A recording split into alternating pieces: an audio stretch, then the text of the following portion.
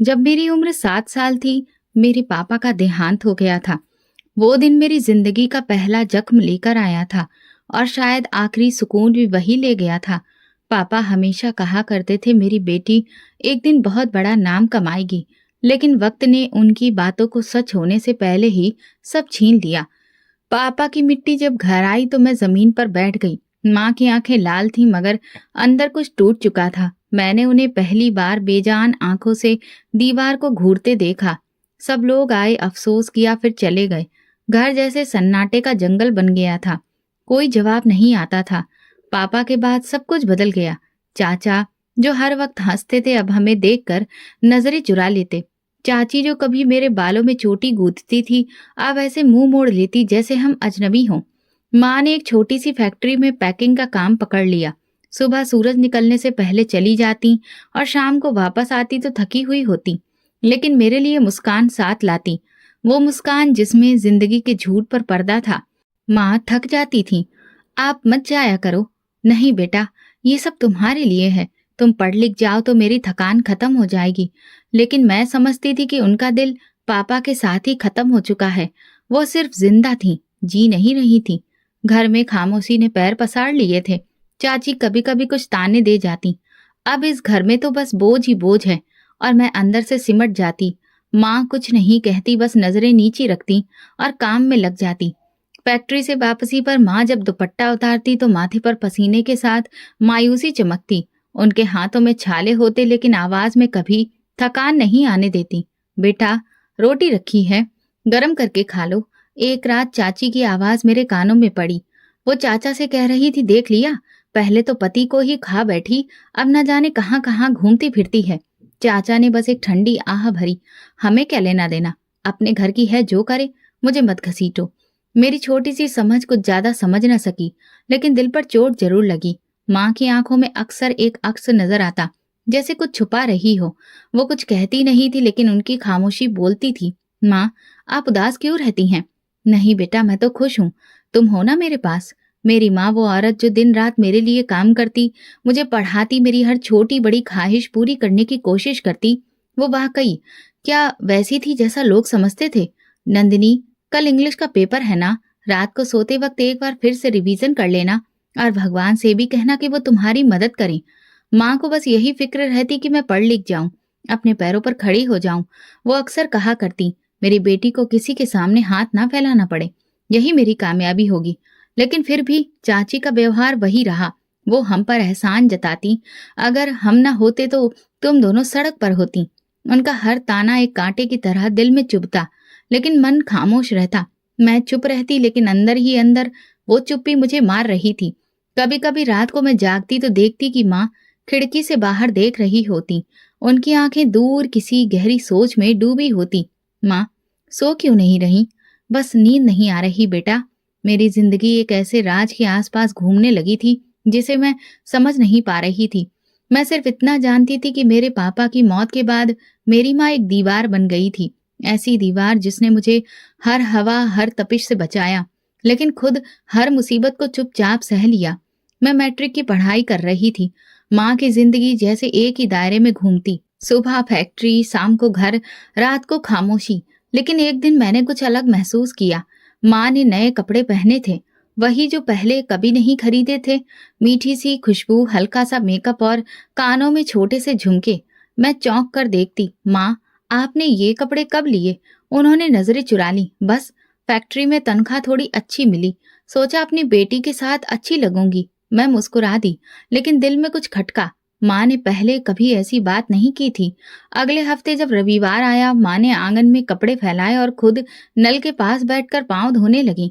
उनके पैरों में नई पायलें थीं। मैंने कभी उन्हें जेवर में दिलचस्पी लेते नहीं देखा था। माँ, ये पहली फैक्ट्री के मालिक ने तोहफे में दी है।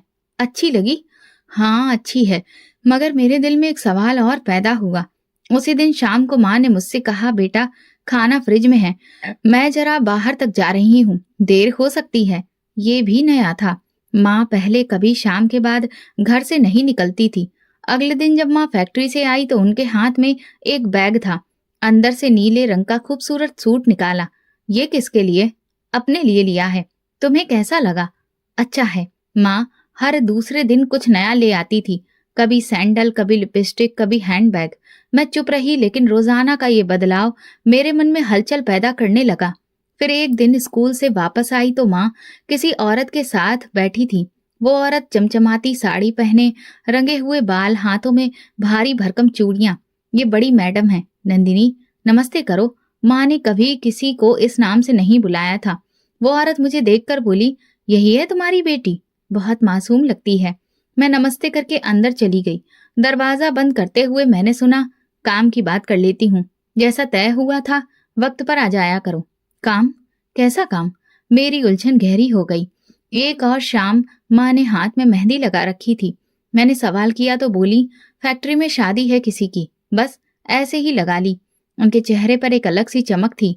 पहली बार मुझे महसूस हुआ कि वो खुद को देखने लगी हैं, जैसे कोई नई जिंदगी शुरू हो रही हो। एक दिन छुट्टी थी। माँ ने कहा, बेटा तुम जरा मोहल्ले से दही ले आओ, मैं नहा रही हूँ। जब मैं वापस आई तो माँ आईने के सामने खड़ी लिपस्टिक लगा रही थी। उनके बाल खुले थे, चेहरा मेकअप से चमक रहा था। माँ, कहाँ जा रही हैं आप? बस एक सहेली की बेटी का फंक्शन है। फंक्शन? मेरी माँ और फंक्शन? ऐसा पहले कभी नहीं हुआ था। फिर एक दिन फैक्ट्री की एक औरत हमारी गली से गुजरी। उसने मुझे देखा और बोली, माँ कैसी है? अब तो फैक्ट्री भी कम ही आती हैं। मैंने कहा, जी ठीक है, अच्छा लगता है। अब कोई और काम शुरू कर लिया होगा।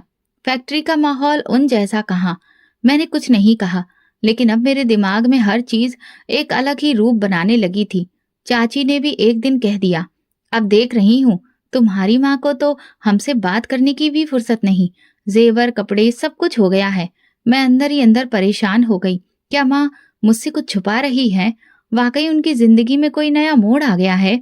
माँ की आदतों में धीरे धीरे वो सब बदलाव आ रहे थे जो पहले कभी नहीं देखे थे। महंगे टॉप, सिल्की कपड़े, खुशबू और कभी कभार देर से आना। एक दिन माँ ने कहा, नंदिनी तुम अब बड़ी हो गई हो, कुछ बातें बड़ी उम्र में ही समझ आती हैं, बस मुझ पर भरोसा रखो। मैंने कहा, माँ मैं भरोसा करती हूँ, बस डर लगता है आप कहीं खो न जाएं।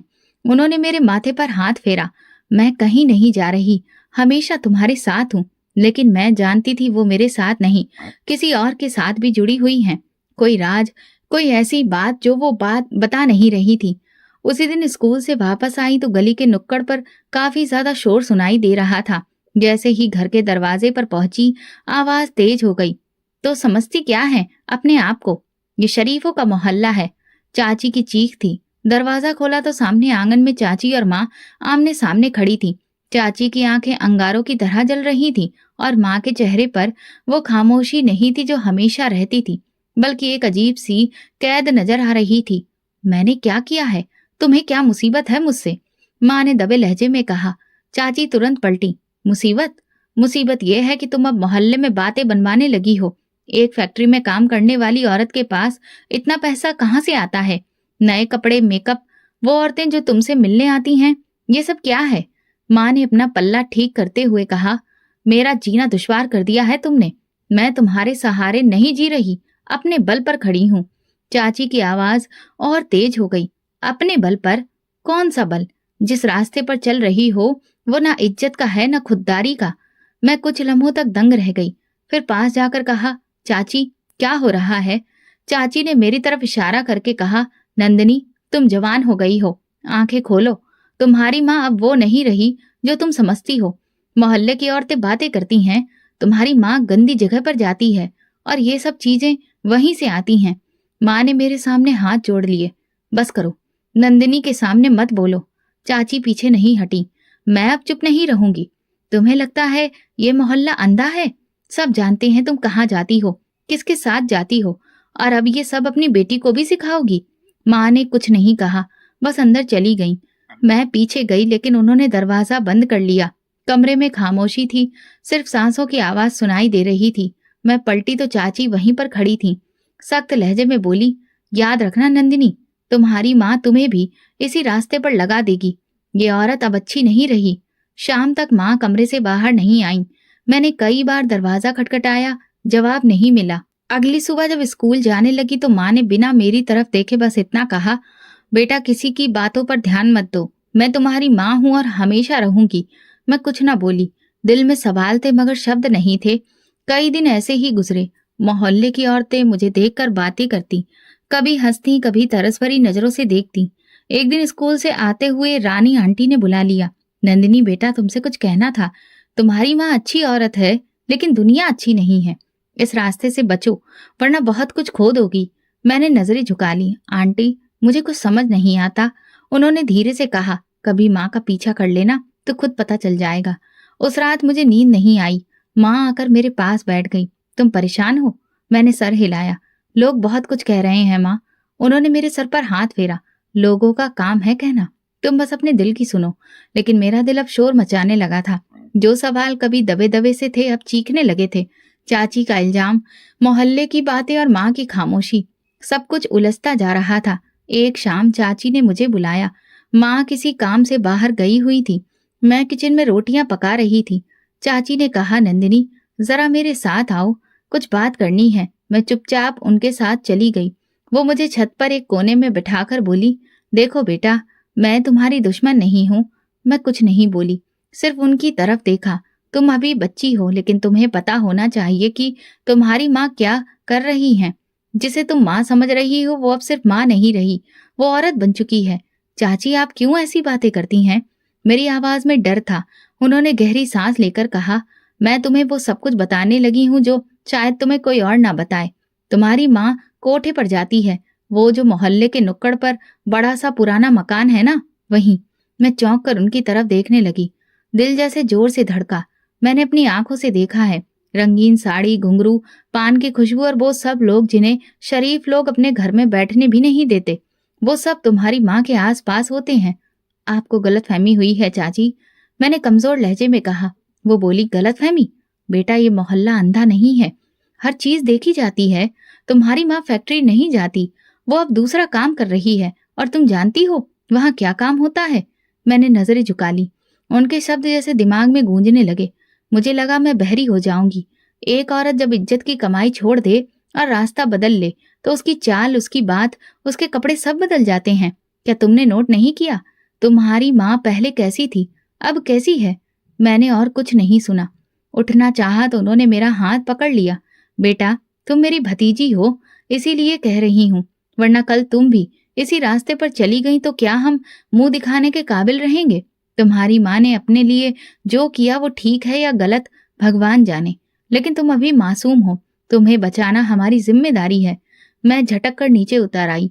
दिल में तूफान उठ रहा था, आंखों से आंसू बह रहे थे, लेकिन मैंने माँ से कुछ नहीं कहा। वो रात खामोशी से कटी। अगले दिन स्कूल जाते वक्त गली में वही साड़ी वाली औरत दिखाई दी जो पहले माँ से मिलने आई थी। आज भी वो पान चबाकर बातें किए जा रही थी। ऊंची एड़ी की चप्पल पहने गली के नुक्कड़ पर खड़ी थी।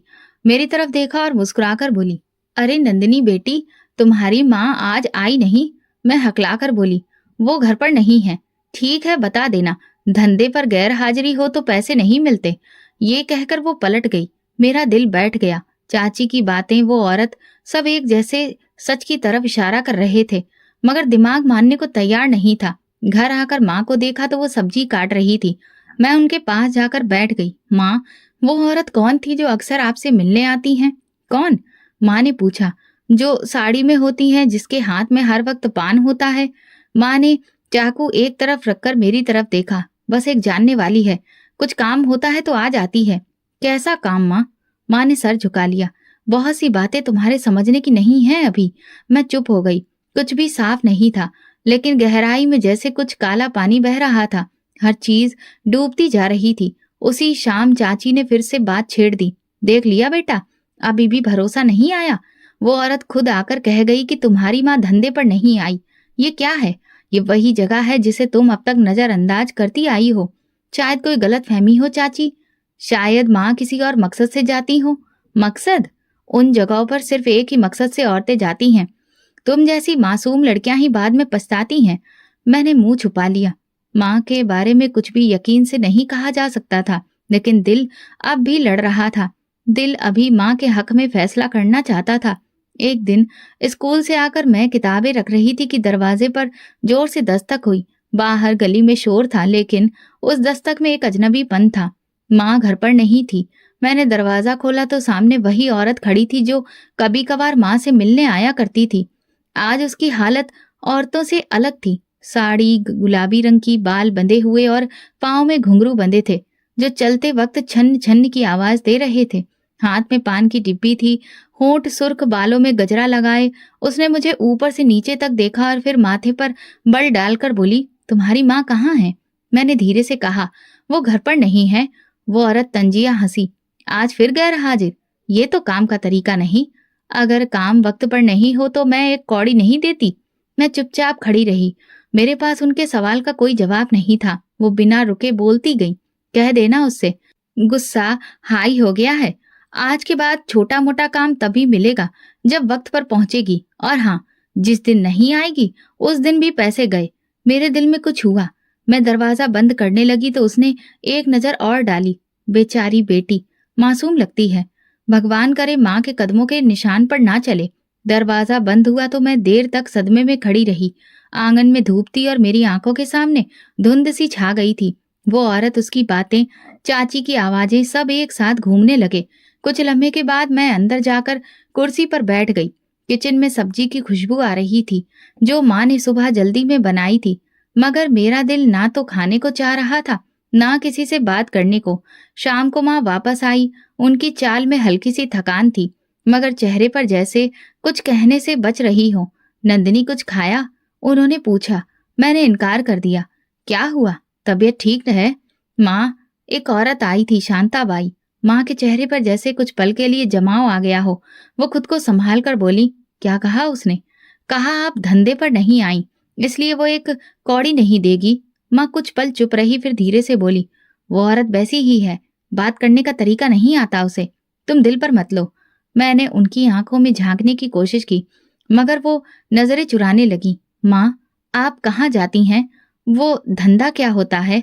माँ तुरंत मेरे कंधे पर हाथ रखकर बोली, ये तुम्हारे जानने की बातें नहीं है बेटा, तुम पढ़ाई पर ध्यान दो। लेकिन अब बात सिर्फ पढ़ाई तक नहीं रही थी। ये बात मेरी इज्जत, मेरे भरोसे और मेरे सवालों तक पहुंच चुकी थी। अगली सुबह माँ नाश्ता बना रही थी। मैं चुपचाप दरवाजे के पीछे खड़ी रही। वो फोन पर बात कर रही थी। हाँ, वक्त पर पहुंच जाऊंगी। नहीं, नंदिनी को भी कुछ नहीं पता। बस शांता को समझाओ, बच्ची के सामने वो बातें ना करे। मेरे पैरों तले से जमीन खिसक गई। दिल में जो थोड़ी बहुत जगह माँ के लिए बची थी वो भी हिलने लगी। उस दिन मैंने चाची से कुछ नहीं सुना, लेकिन उनके तेवर जैसे जीत की खुशी में बदले हुए थे। वो मुझे देखकर बोली, अब तो खुद भी सुन लिया होगा, और कितना अंधी बनी रहोगी। मैं जवाब देने की कोशिश करने लगी कि चाची, शायद कोई और बात हो। बात? वो हंसने लगी। बात तो वही है जो हर कोठे बाली के आसपास घूमती है। अब तुम्हारी माँ भी वैसी ही है। दिन गुजरते जा रहे थे। माँ के व्यवहार में कुछ ज्यादा बदलाव नहीं था, लेकिन हर दिन कुछ न कुछ इशारा दे रहा था। कभी नए कपड़ों की थैली, कभी किसी अमीर औरत का फोन, कभी कुछ रकम जो फैक्ट्री की तनख्वाह से कहीं ज्यादा लगती। मैं उन्हें रात को खिड़की से बाहर देखती रहती। माँ कमरे में सोती रही और मेरे मन में सवालों की चिंगारी बढ़ती गई। जो कुछ शांताबाई ने कहा वो सिर्फ शब्द नहीं थे, वो मेरी दुनिया को चीर देने वाले तीर थे। और मैं खुद गहराइयों में डूब चुकी थी, जहां सच्चाई के साए भी धोखा लगने लगे थे। 2 दिन तक मैंने माँ से ज्यादा बात नहीं की, ना कुछ पूछा, ना उनकी तरफ ज्यादा देखा। मैं जानना तो सब कुछ चाहती थी, लेकिन डर भी लगता था कि अगर जो सच मैं सुनना नहीं चाहती वही निकल आया तो क्या होगा। लेकिन दिल में एक परत थी जो हर पल उखड़ रही थी। तीसरे दिन शाम को माँ ने मेरे लिए चूड़ियां खरीदी, नीले रंग की, वैसे ही जैसी बचपन में लाकर देती थी। तुम्हें पसंद आएंगी इसलिए ले आई। मैंने चूड़ियां हाथ में ली और कुछ देर अच्छी लगी, फिर उनकी तरफ देखा। कहाँ से लाई हो? बाजार से। बाजार तो सब कुछ बेच देता है, क्या आप भी खुद को बेच देती हैं? माँ का चेहरा एकदम सफेद पड़ गया। चूड़ियां उनके हाथ से गिर गईं। वो कुछ बोलना चाहती थी, लेकिन शब्द कहीं खो गए। माँ, आप कहाँ जाती हैं? वो औरत कौन है? आप धंधे पर जाती हैं? चाची कहती है आप कोठे पर जाती हैं। मैं खुद हर रोज कुछ ना कुछ देखती हूँ। आखिर सच क्या है? माँ सिर झुकाए खड़ी थी। खामोश क्यों है? जवाब क्यों नहीं देती? क्या सब कुछ सच है? माँ अभी भी चुप थी। मैंने वो चूड़ियां उनके कदमों में फेंक दी। मुझे नहीं चाहिए आपका पैसा, नहीं चाहिए आपकी खामोशी। यही गवाही दे रहा है कि सब कुछ सच है। माँ ने धीरे से कहा, नंदिनी, तुम नहीं समझोगी। आपने भी नहीं समझा है। अगर यही सब करना था तो मुझे बचपन में ही मार देती, गला घोट देती। ये इस मार से तो बेहतर होता जो मैं हर रोज सहती हूँ। माँ ने मेरी तरफ देखा, आंखों में कुछ कहने की इल्तिजा थी लेकिन वो बोली नहीं। बोलिए ना, क्या मैं ये सब झूठ सुन रही हूँ? क्या चाची झूठ बोल रही हैं? क्या वो औरत झूठ कहती है? माँ के होंठ हिले लेकिन आवाज नहीं निकली। शायद उनके पास मेरे सवालों के जवाब नहीं थे, या शायद वो देना नहीं चाहती थी। मैं भड़क गई। आप जैसी औरत को माँ कहना भी शर्म की बात है। माँ की आंखों से एक आंसू गिरा, लेकिन उन्होंने कुछ नहीं कहा। वो पलटकर कमरे में चली गईं और दरवाजा बंद कर लिया। रात गए तक वो बाहर नहीं आईं। मैं आंगन में चुप बैठी रही। हर पल गुजरता रहा, मेरे अंदर कुछ टूटता रहा। कई बार ख्याल आया कि अंदर जाकर माफी मांग लूं। शायद मैं हद से बढ़ गई, लेकिन फिर चाची की बातें, औरतों की आवाजें, हर दिन की बातें मुझे अपनी जगह रोक देती थी। सुबह दरवाजे की आहट से आंख खुली। माँ दरवाजा खोलकर चुपचाप बाहर निकल गई। मैंने आवाज नहीं दी, बस उनके कदमों की आवाज को दूर जाते सुना। उस दिन मैं स्कूल नहीं गई। सारा दिन कमरे में बैठकर सोचती रही। दिल अजीब सी उलझन में था। दोपहर को जब आंगन में आई तो देखा माँ की चप्पल दरवाजे के पास थी। उनके कमरे में रामायण की किताब खुली रखी थी, जैसे जाने से पहले कुछ देर उसके साथ बैठी थी। मैं उनके बिस्तर पर जाकर हाथ फेरा तो वो भी हल्का गर्म था। मैं बैठ गई और वो सब याद करने लगी जो माँ ने मेरे लिए किया। मेरे स्कूल की फीस, नए कपड़े, मेरे लिए दिन रात काम करना। फिर मन में वो मंजर आया जब उन्होंने कहा था, मैं तुम्हारे लिए कुछ भी कर सकती हूँ। तो क्या वो वाकई कुछ भी कर रही थी? शाम को जब वो वापस आई तो मैं दरवाजे पर खड़ी थी। उन्होंने मेरी तरफ देखा। आंखों में थकान और सवाल दोनों थे। कुछ खाया? मैंने इनकार में सिर हिलाया। नहीं। खा लो, भूखे रहने से दिल नहीं भरता। मैं चुप रही। उनके चेहरे पर वही पुरानी नमी थी, लेकिन अब मैं उनकी नरमी के पीछे की सच्चाई जानना चाहती थी। आज नहीं, शायद कल, लेकिन अब सवाल का जवाब चाहिए। उन्होंने मेरे सिर पर हाथ रखा। तुम मेरी बेटी हो नंदिनी, मैं तुम्हें कभी दुख नहीं दूंगी, बस इतना याद रखना। मैंने कुछ नहीं कहा, लेकिन दिल में वो लम्हा ठहर गया जब मैंने उन्हें कहा था, मार देती तो बेहतर था। वो शब्द अब मेरे दिल पर बोझ बन चुके थे। कमरे में आकर आईने में देखा तो खुद से नजरें नहीं मिला पाई। सॉरी। मैं जानती थी वक्त आ गया है कि मैं सच खुद तलाश करूं।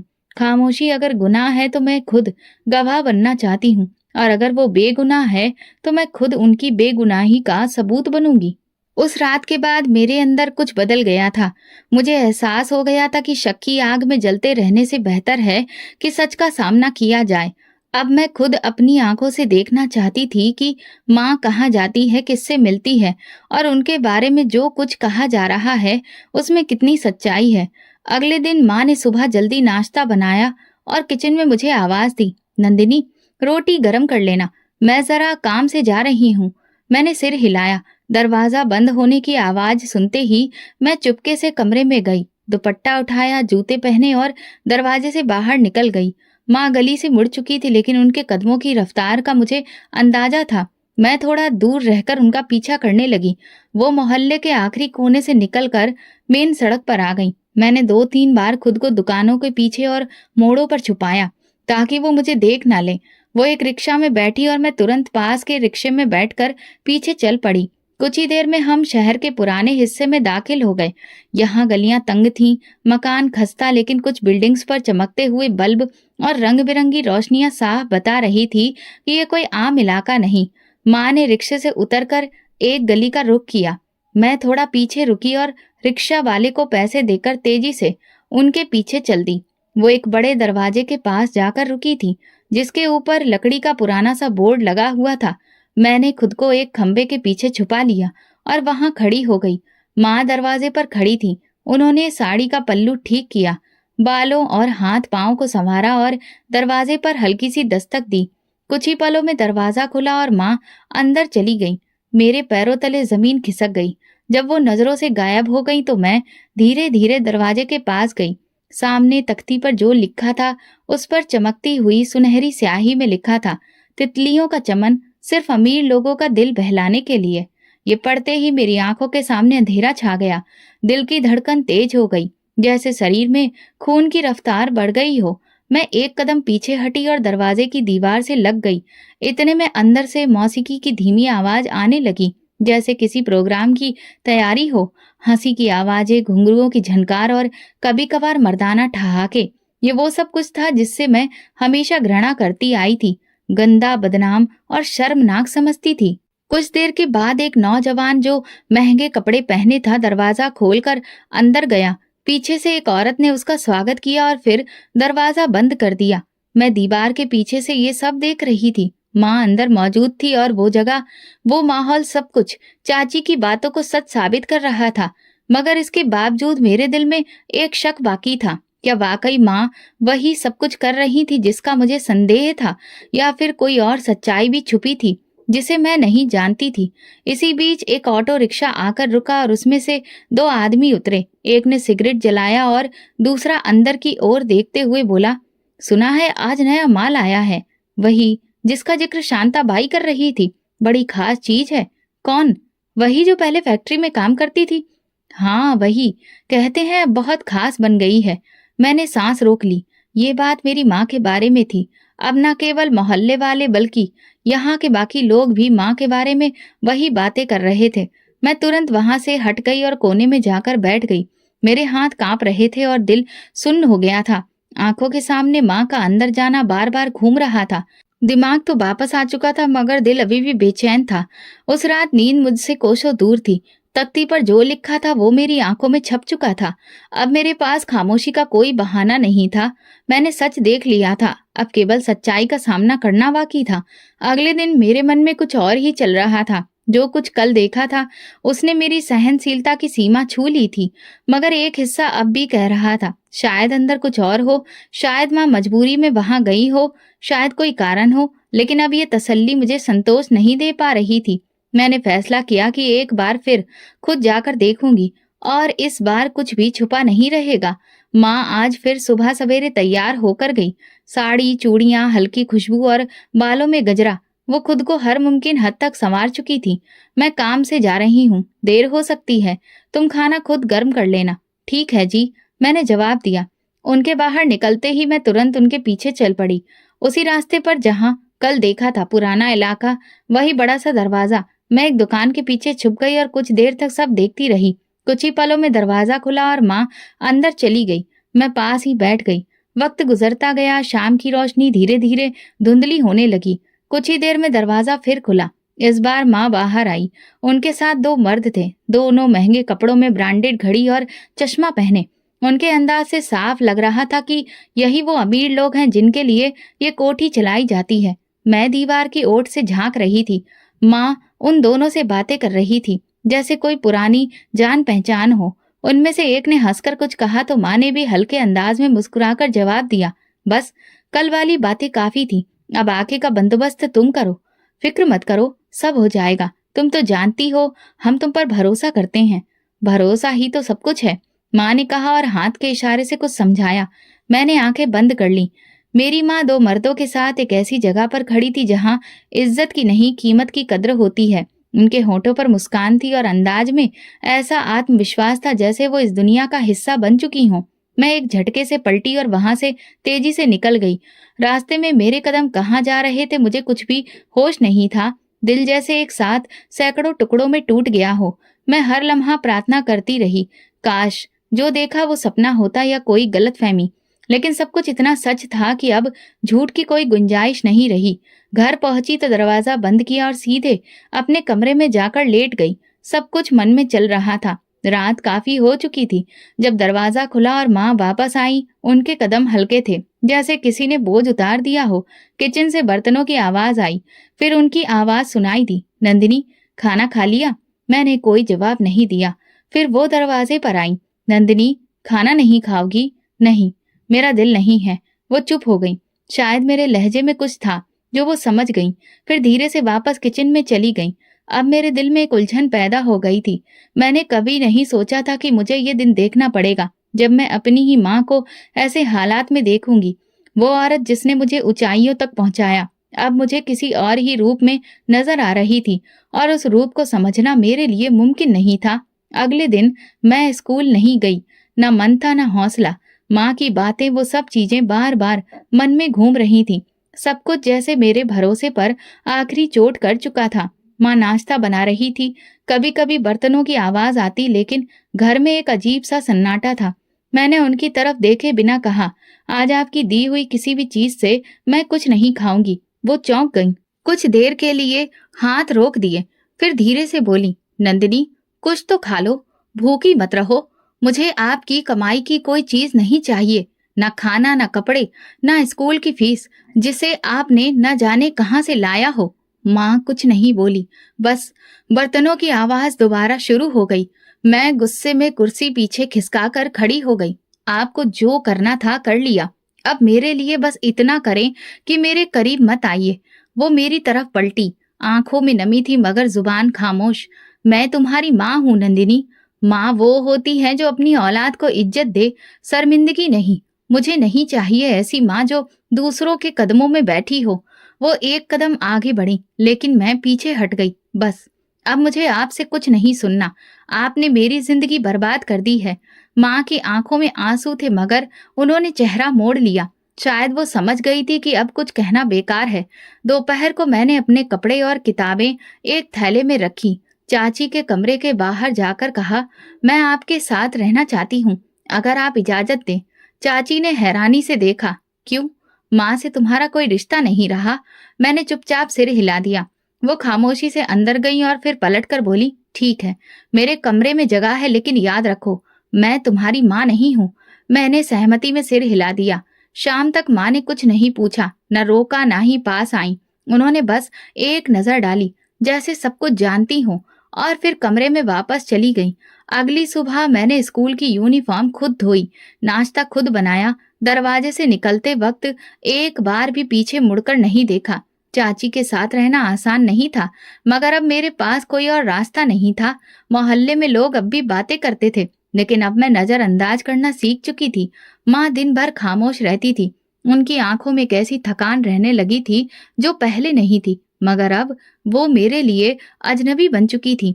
जब कभी आंगन में सामना होता तो वो मुझे रोकने की कोशिश करती। बेटा, थोड़ा वक्त दो, सब समझ आ जाएगा। मुझे अब कुछ नहीं समझना। मैं अपनी माँ खो चुकी हूँ, और जो आप हैं उनसे मेरा कोई रिश्ता नहीं है। एक रात वो देर से घर लौटी थी। मैं आंगन में बैठी थी। उन्होंने पूछा, खाना खाया? आपको लगता है कि मैं आपकी कमाई से खाऊंगी? ये सब तुम्हारे लिए ही तो कर रही हूँ नंदिनी।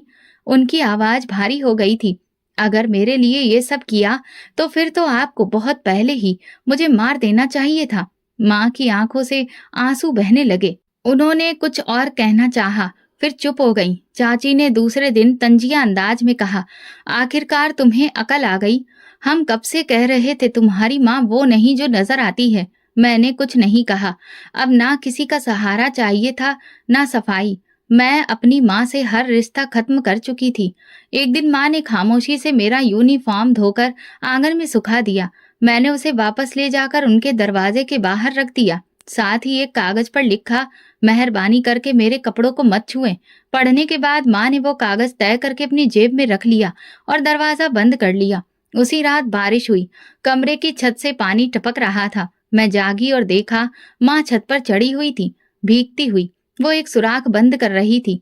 वो मुझे भीगने से बचा रही थी। मैं चुपचाप खिड़की से उन्हें देखती रही, मगर दरवाजा नहीं खोला।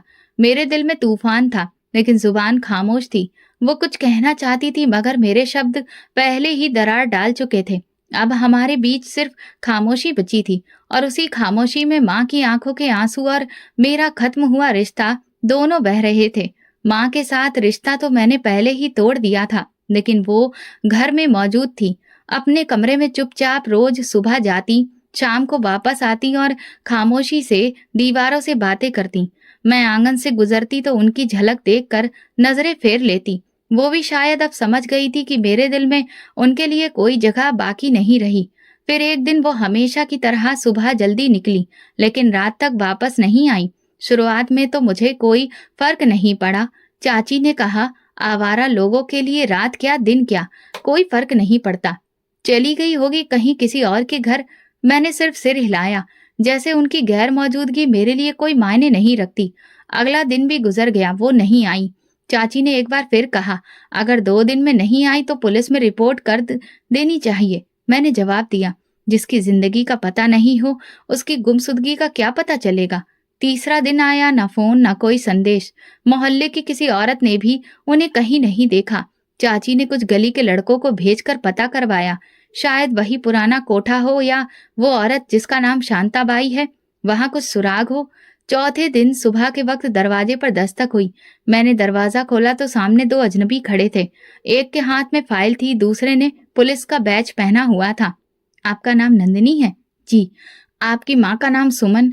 उन्होंने एक नजर एक दूसरे को देखा, फिर धीरे से कहा, हमें अफसोस है, आपकी माँ एक हादसे में मर चुकी हैं। मेरे अंदर कुछ भी हरकत नहीं हुई, जैसे ये खबर न दिल को छू रही थी न दिमाग को। मैं दरवाजे से हटकर एक तरफ हो गई। चाची पास आ गई। क्या हुआ? पुलिस वाले ने जवाब दिया, रात को शहर के पुराने इलाके में एक बिल्डिंग में धमाका हुआ। आपकी माँ वहीं मौजूद थी। चाची ने तुरंत कहा, तो वो किसी धंधे में ही मरी है। हमें पहले ही शक था। पुलिस वाले ने कुछ औपचारिक सवाल किए, शिनाख्त के लिए फॉर्म दिया और कहा, डेड बॉडी को अस्पताल में भेज दिया गया है। आप लोग पहचान कर लें ताकि अंतिम संस्कार का बंदोबस्त हो सके। मैं चुप हो गई। कुछ भी महसूस नहीं हुआ। चाची ने मेरा हाथ पकड़ा, चलो अब ये जिम्मेदारी भी पूरी करो। जो भी थी माँ थी तुम्हारी। अस्पताल के मुर्दाघर में सफेद चादर में लिपटी लाश रखी थी। एक पल को मुझे सांस रोकनी पड़ी। वही चेहरा, वही झुर्रियां, वही हाथ जिन्होंने बचपन में मेरा हाथ थामा था, अब बेजान थे। चाची ने कान में कहा, अभी वक्त है, माफी मांग लो। मैंने कोई जवाब नहीं दिया। अंदर कुछ नहीं था, जैसे दिल दिमाग बंद हो चुके थे। माँ की डेड बॉडी आंगन में रखी थी, सफेद कफन में लिपटी हुई, लेकिन एक अजीब सी खामोशी थी जिसमें बहुत गहराई थी, जैसे कोई बहुत बड़ी जंग जीत कर वापस आया हो। मोहल्ले की औरतें आसपास बैठी थीं, कुछ अफसोस कर रही थी, कुछ बस देख रही थी। लेकिन जो सबसे हैरान करने वाली बात थी वो खुशबू थी। एक हल्की मगर बहुत खास खुशबू, ऐसी जो आम इत्र से नहीं आती, न ज्यादा तेज न हल्की, बस अजीब सी तासीर लिए हुए जो दूर तक फैल रही थी। एक औरत ने धीरे से कहा, मैंने तो ऐसी खुशबू कभी किसी डेड बॉडी से नहीं सूंघी। बाकी कुछ लोग जो हमेशा ताने देते थे आज चुप थे। किसी ने कहा, पता नहीं हमने इस औरत के बारे में क्या कुछ नहीं कहा, लेकिन अब तो भगवान खुद गवाही दे रहा है। चाची का चेहरा सफेद पड़ चुका था। वो बार बार मेरी तरफ देखती, जैसे कुछ पूछना चाहती हो कि ये सब क्या हो रहा है। मैं नजरें झुका ली, क्योंकि मेरे पास भी कोई जवाब नहीं था। दोपहर तक आंगन में लोग जमा हो गए, कुछ जानने वाले, कुछ मोहल्ले वाले और कुछ वो जिन्हें मैंने पहले कभी नहीं देखा था। उनके कपड़े, अंदाज और व्यवहार से लग रहा था कि वो आम लोग नहीं हैं। फिर गली के मोड़ पर अचानक गाड़ियों का एक बड़ा काफिला दिखाई दिया। फौजी गाड़ियां, झंडे और यूनिफॉर्म पहने हुए बड़े बड़े अफसर तेजी से घर के दरवाजे तक पहुंचे और आंगन में आ गए। उनके आने पर सब लोग हैरान थे। किसी ने कहा, ये क्या माजरा है? आर्मी के लोग यहाँ पर क्यों आए हैं? लेकिन अगला मंजर सबको और ज्यादा हैरत में डाल गया। एक अफसर आगे बढ़ा, डेड बॉडी के पास आया और बाकायदा सलामी दी। उसके पीछे खड़े बाकी फौजियों ने भी एक साथ सलामी दी। आंगन में पूरी तरह से खामोशी पसर गई। मैं पत्थर सी खड़ी थी। चाची का हाथ मेरे बाजू पर आकर टिक गया। वो खुद को सहारा दे रही थी। किसी ने कहा, क्या ये वही सुमन है, नंदिनी की माँ? अफसर ने कुछ लम्हों के इंतजार के बाद मुझसे पूछा, क्या आप नंदिनी हैं? हाँ, आपकी माँ के बारे में कुछ बातें करनी है, अगर आप इजाजत दें। मैंने सिर हिलाया। अफसर ने गहरी सांस ली, फिर सबके सामने बोलना शुरू किया। सुमन जी हमारी खुफिया एजेंसी में काम करती थी। उनका मिशन बेहद नाजुक था। वो एक ऐसे नेटवर्क के अंदर काम कर रही थी जो देश के खिलाफ साजिश कर रहा था। इस मिशन के दौरान वो कई बार अपनी जान खतरे में डाल चुकी थी। लोग एक दूसरे को देखने लगे। अफसर ने अपनी बात को जारी रखा। उनकी पहचान हमेशा छुपी रही, यहाँ तक कि उनके अपने करीबी भी उनकी सच्चाई से अनजान थे। लेकिन जो कुर्बानी उन्होंने दी, उसकी जितनी तारीफ की जाए कम है। कल रात के हादसे में उन्होंने अपनी जान देकर कई और जानें बचाई हैं। मेरी चाची के मुंह से अचानक निकला, हे भगवान, हमने तो समझा था कि। अफसर ने बात काटते हुए कहा, हम जानते हैं उनकी जिंदगी आसान नहीं थी, मगर वो जो कुछ भी कर रही थी वो वतन के लिए था।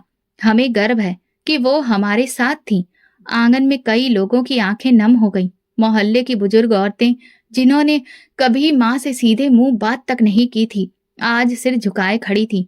अफसर ने मुझसे कहा, आपकी माँ ने आपके लिए एक चिट्ठी छोड़ी थी जो हमें आप तक पहुंचानी थी। मैंने चिट्ठी को पकड़ा और मेरे हाथ कांप रहे थे। फौजी कुछ देर बाद खामोशी से वापस चले गए, लेकिन उनके जाने के बाद जो सुकून आंगन में छा गया, वो पहले जैसा नहीं था। अब जैसे सबके मन में सवाल उठ रहे थे और जवाब में बदल रहे थे। मेरी चाची मेरे पास आई। नंदिनी, मुझे माफ कर दो, मैंने तुम्हारी माँ के बारे में बहुत कुछ कहा, बहुत कुछ सोचा, लेकिन सच तो कुछ और ही था। मैंने दिल से कहा, सच को समझने के लिए हमने जो कीमत दी है वो बहुत बड़ी है। शाम तक माँ की अंतिम विदाई की तैयारी पूरी हो गई। मोहल्ले की औरतों ने खुद सारा इंतजाम हाथों में ले लिया था। जो कभी माँ की बात करने से कतराती थीं, आज उन्हीं के लिए प्रार्थनाएं कर रही थीं। शमशान घाट पर जब माँ के लिए लकड़ियों को इकट्ठा किया जा रहा था, तो पंडित जी ने कहा, भगवान जिन्हें शहीद होने का दर्जा देता है, वे लोग वाकई में खास होते हैं। मैं भी उनकी चिता पर एक एक करके लकड़ियां रख रही थी। मन में वो सारे लम्हे घूम रहे थे जब मैंने अपनी माँ पर शक किया, उनसे नफरत की और उनकी खामोशी को गुनाह समझा। खुशबू अभी भी हवा में कायम थी और मैं समझ चुकी थी कि मेरी माँ ना सिर्फ एक बहुत ऊंचे दर्जे की औरत थी, बल्कि वे मुझसे बढ़कर अपने भगवान और वतन से वफादार थी। ये वो लम्हा था जब मुझे पहली बार उनकी खामोशी समझ में आई और मैं चाहकर भी खुद को माफ नहीं कर सकती थी। माँ को गुजरे हुए बहुत दिन हो गए, लेकिन मेरे अंदर की बेचैनी खत्म नहीं हुई। मोहल्ले वाले अब मेरे साथ नरम हो चुके थे।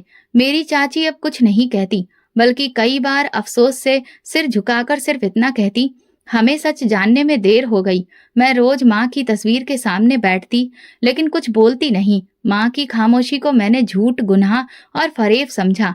वो अब सब कुछ कुर्बानी बन चुका था, लेकिन अभी भी मेरे दिल में कई सवाल बाकी थे। एक दिन दोपहर बाद दरवाजे पर दस्तक हुई। दरवाजा खोला तो सामने वही औरत खड़ी थी जिसे मैं हमेशा साड़ी, गजरा और घुंघरू के साथ देखती थी, शांता बाई। वो अब साधारण कपड़ों में थी, चेहरे पर संजीदगी थी। मैं सुमन के बारे में बात करने आई हूँ, तुम्हें सब सच जानना चाहिए। मैं पीछे हटी और उन्हें अंदर आने दिया। वो काफी देर तक चुप रही, फिर बोली, तुम जिस माँ को बदनाम समझती थी, वो तुम्हारे साथ भी और खुद अपने साथ भी सच्चाई को निभाती रही। सुमन ने जो किया वो सब देश के लिए किया। वो मेरे कोठने पर नाचने या बेचने नहीं आती थी, वो आई थी राज इकट्ठा करने, उन मर्दों से जो बहुत अमीर थे लेकिन असली में देश के दुश्मन थे। मेरा दिल जोर जोर से धड़कने लगा। क्या मतलब? मेरी माँ क्या एजेंसी में काम करती थी? हाँ, उन्होंने कहा। उसने खुफिया अधिकारी के कहने पर एक आम औरत का रूप धारण किया। फैक्ट्री, गरीबी, मोहल्ले की नजरों में बेइज्जती, सब कुछ सिर्फ कुर्बानी थी। वो कोठे पर जाती थी ताकि दुश्मनों के प्लान के बारे में सुन सके, उनसे बात निकलवा सके। तुम समझती थी वो खुद को बेचने जाती है, लेकिन वो सब कुछ अपने देश को सुरक्षित रखने के लिए करती थी। मेरी आंखों से आंसू बहने लगे। जो पैसे वो तुम्हें देती थी वो गवर्नमेंट की तरफ से मिलते थे। हर महीने वो जो सेवा दे रही थी उसका ही सिला उसे दिया जाता था। लेकिन वे सब मर्द जिन्हें तुमने देखा, वे सब निशाने पर थे। तुम्हारी माँ ने कई बड़े नामों के राज अफसरों तक पहुंचाए। उनकी बदौलत ही देश के लिए किए जाने वाले कई नुकसानदेह मिशन नाकाम हो गए, और वो आखिरी मिशन जिसमें वो जान से गई, वो भी उसकी ड्यूटी का ही हिस्सा था। मैंने नजरें झुका ली और मैंने क्या किया?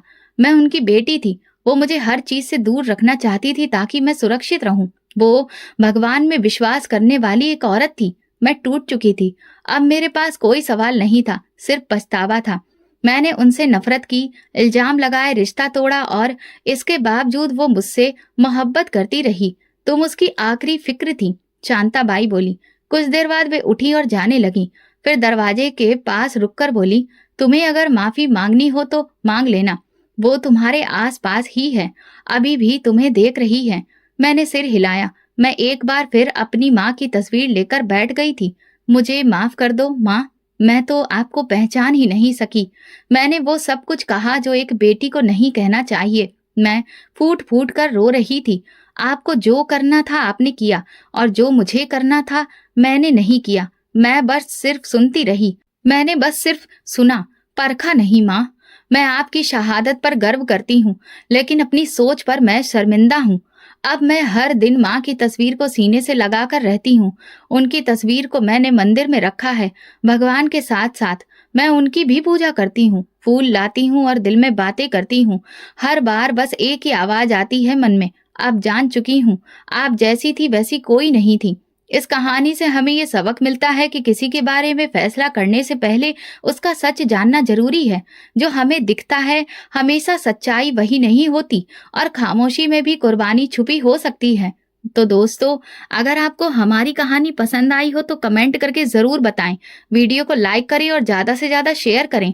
अगर आप चैनल पर नए हैं तो सब्सक्राइब ज़रूर करें और नोटिफिकेशन बेल दबाएं ताकि अगली अपडेट सबसे पहले आपको मिले। धन्यवाद।